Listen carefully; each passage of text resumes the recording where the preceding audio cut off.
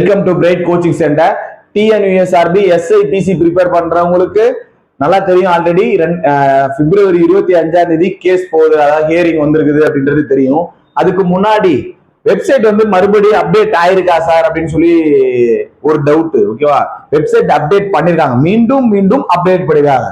நான் சொல்லியிருந்தேன் 10 நாள் அவங்க வெப்சைட் அப்டேட் பண்றதுக்கு அப்படின்னு சொல்லியிருந்தேன். ஆனா அவங்க ஒரு சின்ன இஷ்யூனால மறுபடியும் அப்டேட் பண்ணிருக்காங்க. ஓகேவா, என்னன்னு பார்க்கலாமா? ஆல்ரெடி இந்த வெப்சைட் இப்படிதான் இருந்தது. அதுல நீங்க பார்த்தது என்ன அப்படின்னா கடைசியா நியூன்னு வந்துருக்கும். ஓகேவா, இதுல அவங்க போட்டது என்ன அப்படின்னு பாத்தீங்கன்னா ஃபர்ஸ்ட் இந்த ஓப்பன் 1:1, அதாவது ஃபைனல் இன்டர்வியூ ரிசல்ட்டை மட்டும்தான் அவங்க காட்டியிருந்தாங்க. ஓகேவா, அவங்க எதை காட்டியிருந்தாங்க அப்படின்னு பாத்தீங்கன்னா இந்த இன்டர்வியூ ரிசல்ட் ஓப்பன் கேட்டகரியில சாரி அந்த ஃபைனல் ரிசல்ட் இன்டர்வியூ ரிசல்ட்ல ஃபைனல் ரிசல்ட்டை மட்டும் தான் காட்டியிருந்தாங்க. அப்ப ரிட்டன் ரிசல்ட் என்ன, அப்ப பிசிக்கல் ரிசல்ட் என்ன அப்படின்னு சொல்லி ஒரு வேலை கேட்டாங்கன்னா என்ன பண்றது அப்படின்றதுக்காக மறுபடி 2 இது பிடிஎஃப் அப்லோட் பண்ணிருக்காங்க. இது ரிட்டன் ரிசல்ட் 1:5 அப்படின்னு எடுத்திருக்காங்க. ரிட்டன் ரிசல்ட் இது எல்லாமே நம்மளுக்கு பொக்கிசமான பிடிஎஃப், எல்லாத்தையும் டவுன்லோட் பண்ணி வச்சுக்கோ. நீ ரிட்டன் முடிஞ்சோடனே நீ ஒரு கால்குலேஷன் போட்டு ட்ரை பண்றதுக்கு எல்லாத்துக்கும் யூஸ் ஆகும். உன்னோட டார்கெட் பாக்குறதுக்கு அடுத்தடுத்த இது போறது ப்ரொசீஜருக்கு 125க்கு மேல எடுத்தா எதை பத்தியுமே கவலைப்பட தேவையில்ல. பார்டர்ல எடுத்தா ஆனா கால்குலேஷனுக்கு பிடிஎஃப் தேவை. ஓகேவா, மிஸ் ஆயிரும், அதனால சேவ் பண்ணி வச்சுக்கோ.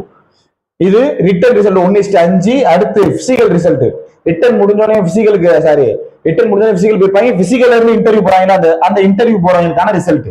இது ஃபைனல் ரிசல்ட். இன்டர்வியூல இருந்து 1:1 அப்படின்னு எடுத்த ஃபைனல் ரிசல்ட்.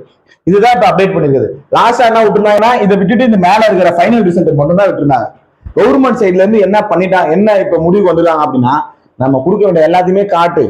இதுல ஃபைனல் ரிசல்ட்ல என்ன பண்ணிருப்பாங்க அப்படின்னா போல்ட் அடிச்சு காட்டியிருந்திருப்பாங்க. அவங்க எந்த ரிசர்வேஷன் கேட்டகரியில எடுத்திருக்காங்க அப்படின்றத போல்ட் அடிச்சு டேட்டுனா டேட்டு, டேட்டுக்காக இந்த கேண்டிடேட்டை செலக்ட் பண்ணிருக்காங்க, இவங்கள பிஎஸ்டிஎம்காக செலக்ட் பண்ணிருக்காங்க, இவங்க பிசில செலக்ட் பண்ணிருக்காங்க, இவங்க மார்க் அடிப்படையாக செலக்ட் பண்ணிருக்காங்க, இவங்க ஸ்போர்ட்ஸ்னா அதெல்லாம் போல்ட் அடிச்சிருப்பாங்க. நீங்க அந்த பிடிஎஃப் ஓபன் பண்ணி பாத்தீங்கன்னா தெரியும். அந்த நம்பர் அந்த கேண்டிடேட் மட்டும் போல்ட் அடிச்சிருக்கும். ரிசர்வேஷனை ஃபாலோ பண்ணிருக்கேன் கரெக்டா அப்படின்னு காட்டுறதுக்காக அதை போல்ட் பண்ணி இருந்திருப்பாங்க. ஓகேவா, இப்ப இவங்க கூட கவர்மெண்ட் சைட்ல அவங்க ஆப்போசிட்ல கேட்டது எல்லாத்தையும் கொடுத்தாச்சு. கவர்மெண்ட் நீ கேட்ட அந்த பிடிஎஃப் எல்லாம் எனக்கு பப்ளிக்கா ஓப்பனா கொடு அப்படின்னு சொல்லி கேட்ட, நான் எல்லாத்தையுமே அப்லோட் பண்ணியாச்சு. இப்ப இதை நீங்க நல்லா பார்த்துட்டு மறுபடியும் நாளைக்கு ஹியரிங், ஃபைனல் ஹியரிங் கிடையாது, ஃபைனல் ஹியரிங்கா முடியணும்னு ஒரு ஆசை, அவ்வளவுதான். கிட்டத்தட்ட ஃபைனலுக்கு வந்தாச்சு. ஓகேவா, நாளைக்கு ஹியரிங்ல அவங்க என்ன செய்வாங்க அப்படின்னா ஏதாவது எதிர்த்தரப்புல இருந்து இதுல ஏதோ ஆட்சேபனை இருந்தா அப்படின்னா கேட்பாங்க. ஓகேவா, இல்ல அப்படின்னா அடுத்து இதோட முடிஞ்சிடும். ஆனா நாளைக்கே ஜட்ஜ்மெண்ட் சொல்ல மாட்டாங்க. நாளைக்கு கேஸ் எப்படி போனா நாளைக்கே ஜட்ஜ்மெண்ட் சொல்ல மாட்டாங்க. இல்ல அவங்க ஆப்போசிஷன்ல எதுவும் வைக்கிறாங்க அப்படின்னா இன்னும் ஒரு வாய்தா போகும், அவ்வளவுதான். முடிவுக்கு வந்தாச்சு, இன்னும் ஒரு வாய்தா போகும்.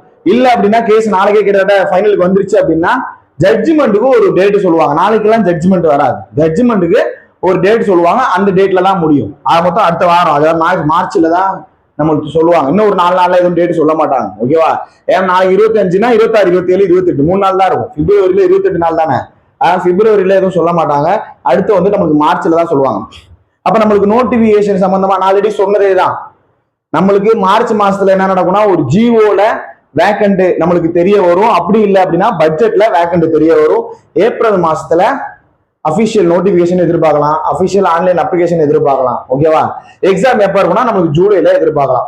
இதுதான் இன்னைக்கு நம்ம வீடியோல நம்ம பார்க்க வருது. ஓகேவா, நீ டைம் வேஸ்ட் பண்ணாம ப்ரிப்பரேஷனை ஸ்டார்ட் பண்ணுங்க. நாளைக்கு இந்த கேஸ் எப்படி போயிருக்கு அப்படின்றத அப்டேட்டை நாளைக்கு நைட்டு பார்க்கலாம். ஓகேவா, தேங்க்யூ.